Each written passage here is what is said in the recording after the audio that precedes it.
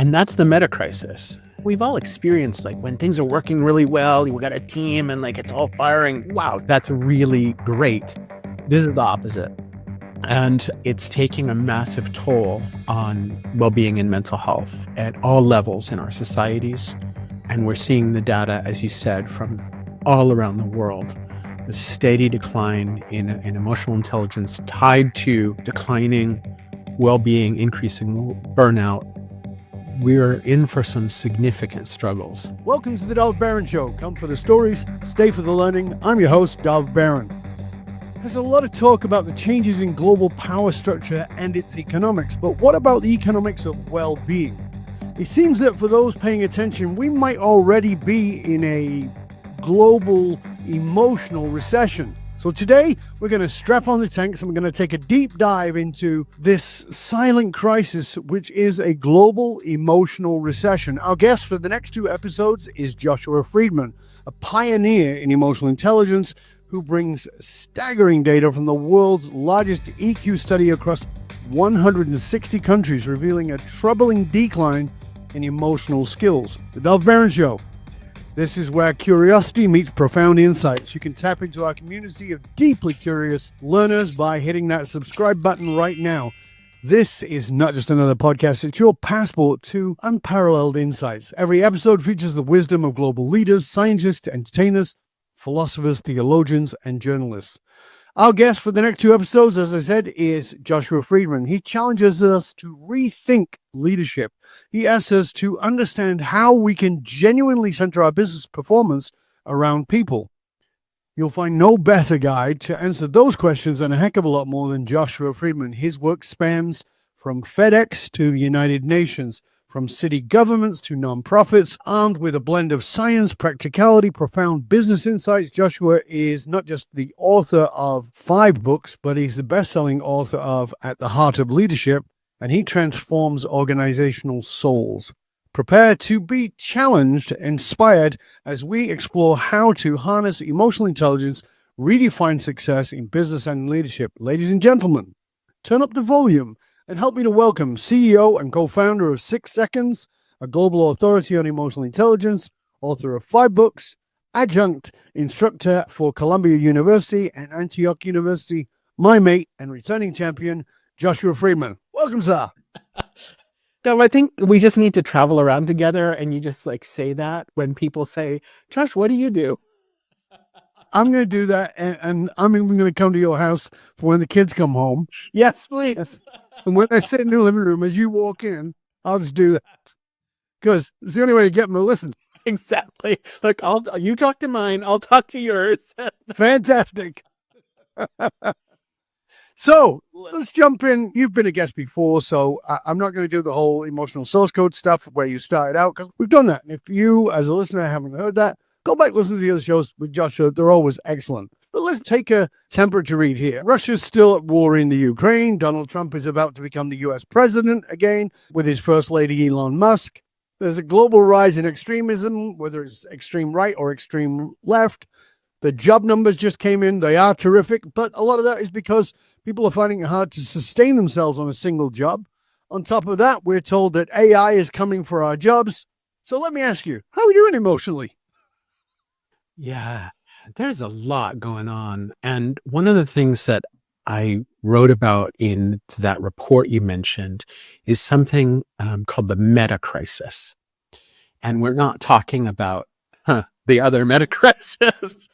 The Metacrisis is the idea of more than the sum of its parts. Yes. And so when we look at those factors that you talked about, just to add to the list, LA is burning. We're facing economic, geopolitical instability. We have a number of countries rattling sabers to a level that we've never seen in our lifetimes. These factors add up and add up and add up. And at some point, it becomes a cluster of mess. Yep. And that's the Metacrisis. And part of that is we've all experienced when things are working really well, we got a team and it's all firing. Wow, that's really great. This is the opposite. And it's taking a massive toll on well-being and mental health at all levels in our societies. And we're seeing the data, as you said, from all around the world. the steady decline in emotional intelligence tied to declining well-being, increasing burnout, we're in for some significant struggles. So with all that considered, and that is a lot, the Metacrisis is at every possible level. We can throw in climate change and a billion other things. But the truth of the matter is that you and I both know this, that human beings tend to withdraw under stress. And at that level, everything becomes about our little insular tribe, whatever that might be, even though it might be connected to a bigger tribe. You might be insular in your family and you might be connected to a bigger tribe, i.e. mega. I'm just using that as an example. What are you seeing from the research, from what's coming back about that, pulling back in? Because when we're flourishing, we're very much more communal. We're very much more inviting other people in. Are you seeing a difference in that? Yeah, one of the outcomes that we measure is community as well as network. Those two are both about relationships, one more personal and one more professional. We're seeing both of those declining over this time period. And interestingly, it's worse the younger you are. We would expect that young people are much more socially oriented. And old farts like us, I know we're not actually old, but we might have a tendency to stay in our house with our little nuclear group. But the fact that we're seeing this in 20-somethings even more than in 50-somethings, this retraction that you're talking about is a big deal. The other piece of that is we measure, one of the aspects of emotional intelligence that we measure is a combination of factors we call drive. And drive is the biggest loser in the last 5 years. And so drive is about this forward-looking, outward orientation, skills such as exercising optimism, engaging intrinsic motivation, pursuing noble goals. These factors that allow us to kind of get up and make a difference in the world have had the biggest decline. And it makes a lot of sense that's connected to this kind of withdrawal, this sense of helplessness, this sense of stuckness that we're seeing. And as you said, that leads to increased tribalism and polarization. Is that what the average person is not aware of? One of the things I'm really fascinated by, particularly from your point of view, is there's things going on in the world and we can all sort of recognize those things as headlines and even tell ourselves that that's got nothing to do with me and it's not part of my reality. There's a war in Eastern Europe, but it's got nothing to do with me. There's a war in Gaza. We can do that. But do you think that we are aware of the emotional implications of things that we think are not related to us?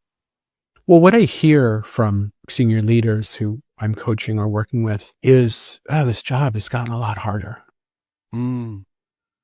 I hear people have lost their stuff. I hear one of my colleagues said, people are really poopy.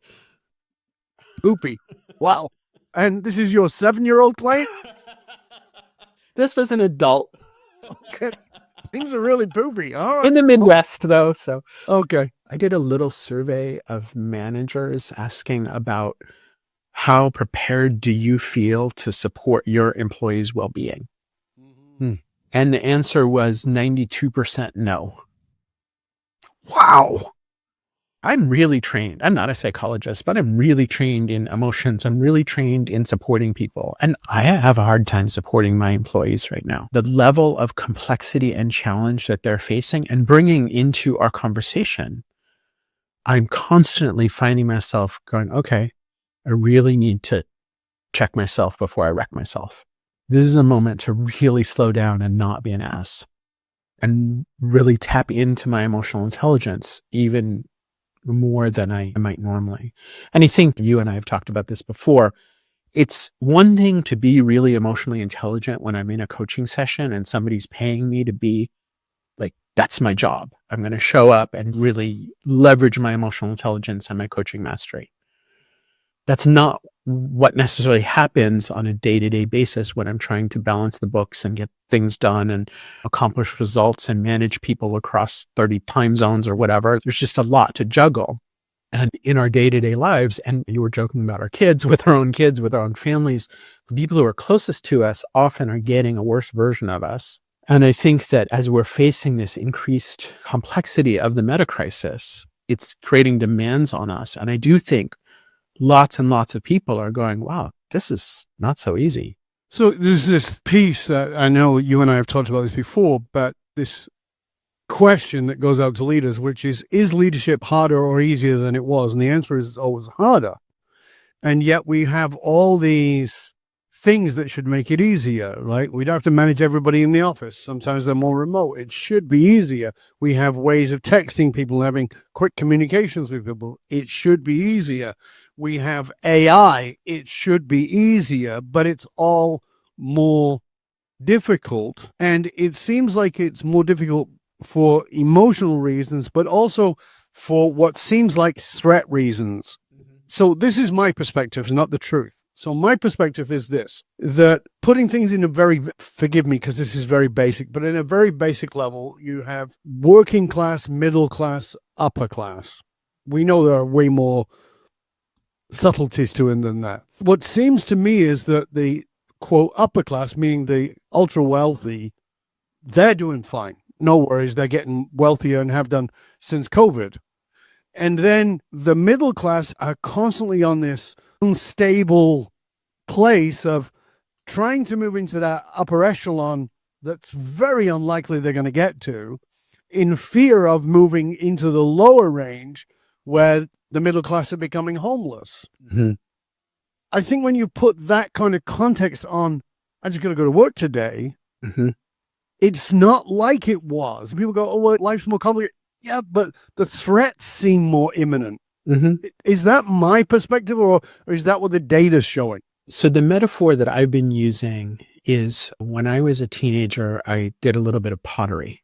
And you take the lump of clay and you throw it onto the wheel and you start the wheel spinning and you kind of press it and then you sort of make something.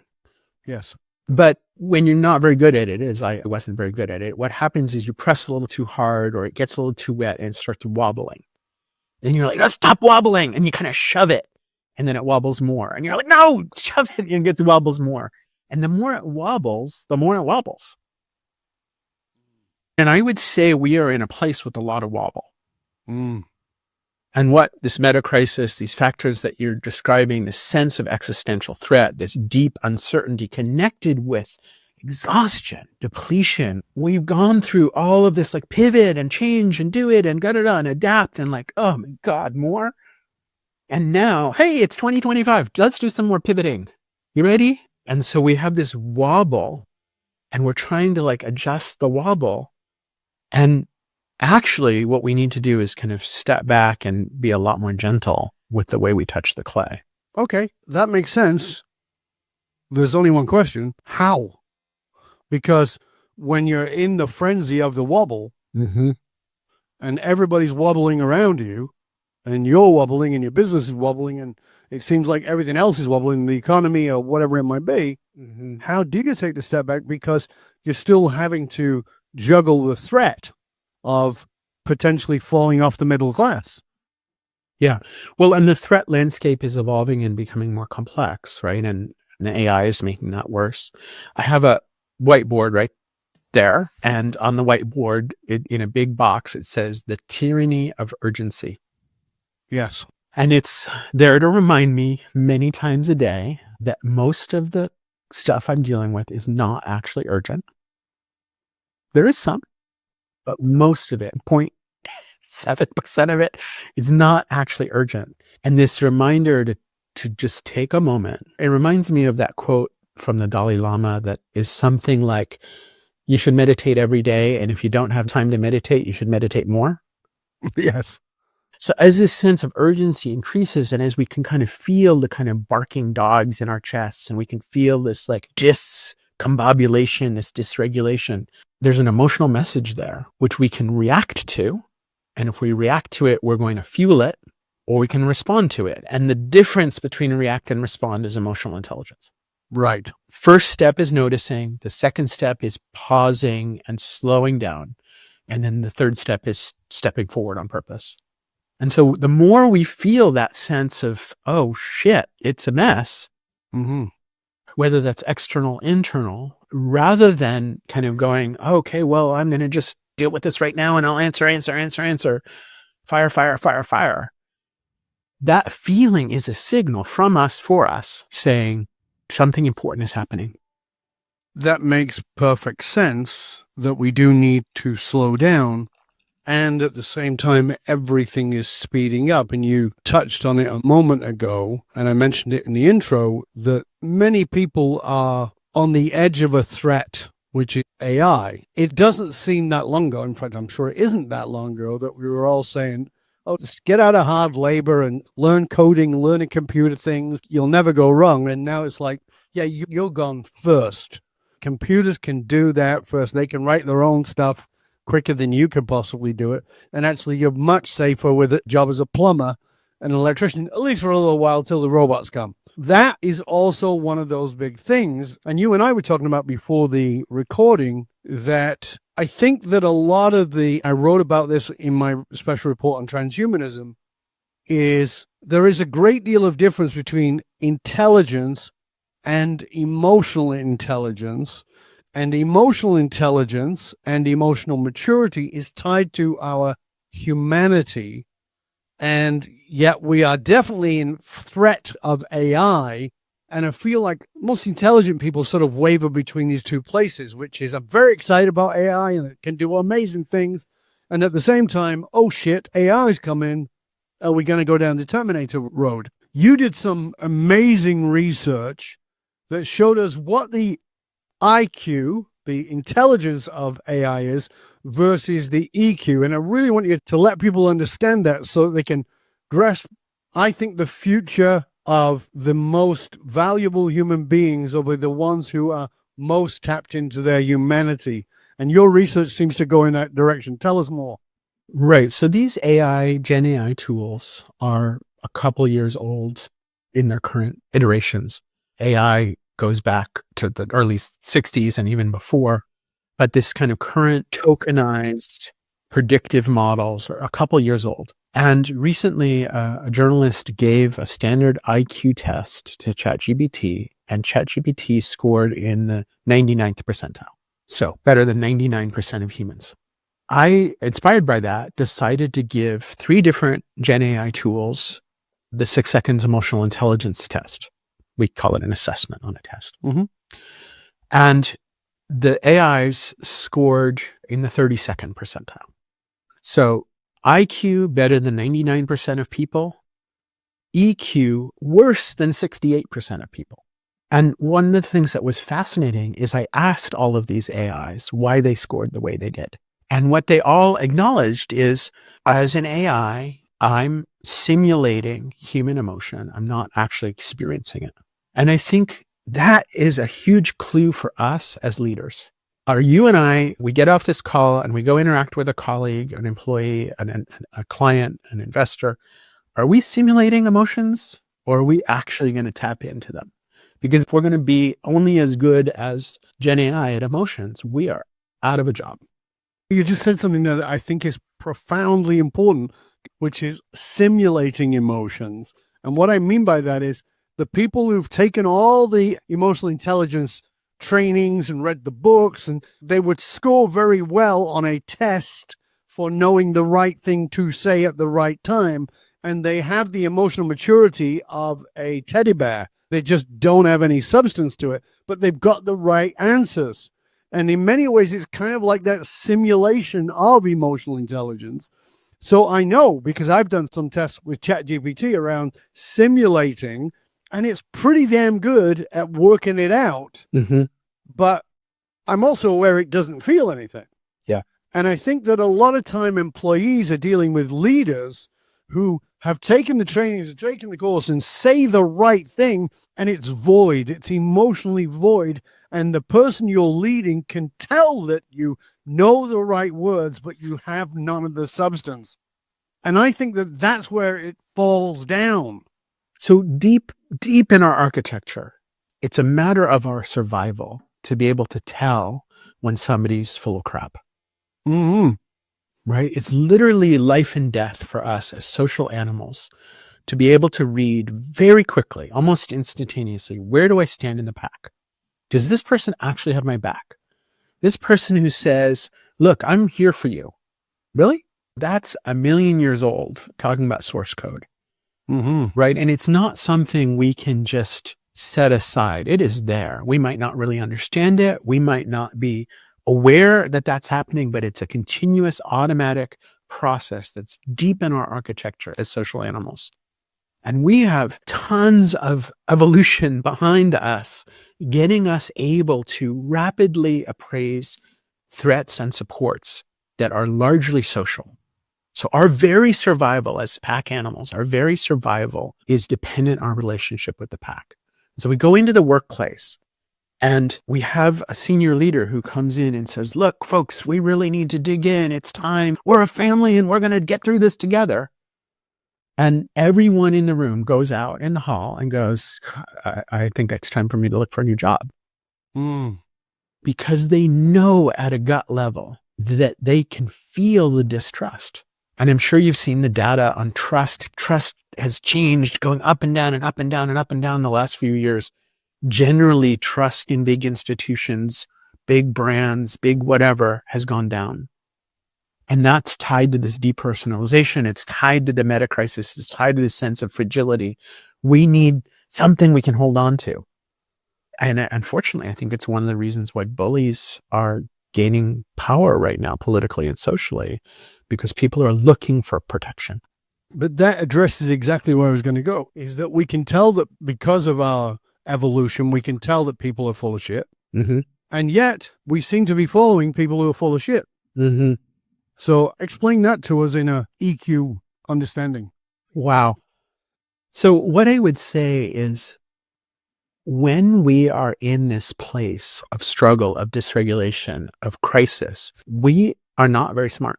Our IQ isn't very effective and our EQ isn't very effective. And this is one of the reasons why it's so imperative for us to move out of this reactive state. I think a lot of people think IQ, conventional intelligence, is fixed. There was some amazing research about how much IQ is influenced by literally the people in the room with you. You give somebody an IQ test with a group of people they think of as really like engaging and smart and supportive. You turn around, you give them the same test the next day in a room full of people you think are intimidating or unpleasant or difficult or you don't get along with. And we've all had that, right? Like talking to you, I'm a lot smarter when I'm talking to you. It's like we get into a vibe with somebody and it kind of brings it out from us. It turns out that's literally true. Our IQ changes based on the social context. So I think what's happening in so many places in our societies and in our businesses is that things are so chaotic and overwhelming and overcomplicated. We shift into this kind of lower level processing of mob mentality, basically. Mm-hmm. And we're not thinking and we're not feeling, we're not using our higher capabilities. But the question becomes, how do we create an environment for our people that is the environment that stimulates the higher levels of IQ and EQ? Yeah. Everybody, including the smartest person in the room, is also living with that potential threat or series of potential threats. And then when you're having that, you're probably not coming across in the way that you'd like to be, and you're not as stimulating, and you're not as all the things that are positive for the IQ and the EQ of that individual. And so it's this vicious circle. And it's one of the reasons that I believe, and you can certainly chip in and tell me if you think I'm on crack, it's one of the reasons I think that play is so very important to us, because there's a lot of great research on how we're smarter when we play. And part of that, for me, from my point of view, from a neurochemical point of view, is the cortisol level goes down. When the cortisol level goes down, the blood flow to the prefrontal cortex, to the smartest part of your brain, goes up by as much as 27%. So you're 27% dumber when you're under stress. If you're playing, you're 27% smarter, and then all those things are available to you. But the dichotomy is that when I'm under stress, I don't feel like playing. I'm too freaked out, and I've actually got to play. And again, we're back to your metaphor of the wobble. I want to push onto the clay and stop the wobble, so I'm not going to play. Well, you kind of have to play in order to calm the wobble. Yeah. Well, so the emotion we're talking about, the core of it is trust. Yes. So trust fundamentally it's an emotion, and it's an emotion that signals, am I safe? Yes. And our formula at 6 seconds for trust is competence, coherence, and care. So competence, does this person have a clue what they're talking about in this specific domain? Coherence, do they show up tomorrow the same way they showed up yesterday? And care, are they on my side? Do they genuinely see me as a human being, and does that matter? And so I would say that's the answer. As a leader, let's build into our meetings, let's build into our processes, let's build into our one-to-ones more transparency, more coherence, more care, more of that competence. I really find that in coaching, I'm able to bring certain things forward. And it's one of the reasons why I find that leader as coach is such a powerful framework, that when leaders step into this mode, and I'm working with one of the biggest projects I've ever worked on, massive implementation of emotional intelligence and coaching in this leader as coach framework in a company spanning 90 plus countries.